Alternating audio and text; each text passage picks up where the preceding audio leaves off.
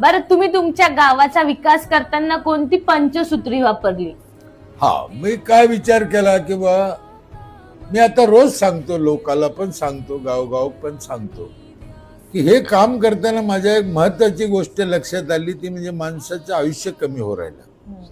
आपले आजोबा पंजोबा 100 वर्ष जगायचे, आपण आलो 60 वर्षावर.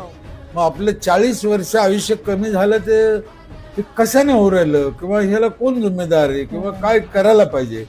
आज जपानमध्ये, रशियामध्ये, दुसऱ्या देशात 100 वर्षाचा माणूस काम करतो आणि आम्ही 60त चाललोय. बरं, आम्हाला शास्त्रानं पण सांगितलेलं आहे, शतायुष्य मानव देवा. म्हणजे कुत्र्याला, वाघाला, प्रत्येकाला जसं आयुष्याची लिमिट आहे तसं माणसाला 100 वर्षाचं आहे. मग एवढं असताना आम्ही 60 मध्ये का चाललो? मग काय चुकलं? मग हा विचार करताना माझ्या काही 5-7 गोष्टी लक्षात आल्या. एक, आपलं पाणी खराब झालं. 2, आपले झाडं कमी झाले. 3, आपलं जेवण खाण्यात भेसळ आलं. 4, आपल्याला शिक्षण नाही, अज्ञानपणा आहे, संस्कार नाही.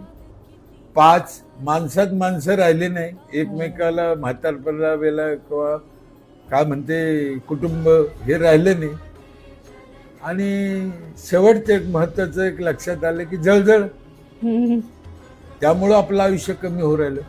मग याच्यासाठी आपण काय करायला पाहिजे ते ठरवून आम्ही पंचायतनं काम केलेलं आहे, न कळत. इथला जर तुम्ही अभ्यास केला ना, तर मी सांगितलेल्या ह्या गोष्टीवरच आम्ही इथं काम केलं आणि करायचा प्रयत्न केलेला आहे. लोकांना पाणी चांगलं देणे, झाडं चांगले देणे, शिक्षण देणे, स्वच्छता ठेवणे, वयस्कर लोकांसाठी जेवणाचं हे करणे, आपसातले मतभेद कटकटी कमी करणे, या कामं आम्ही केलं.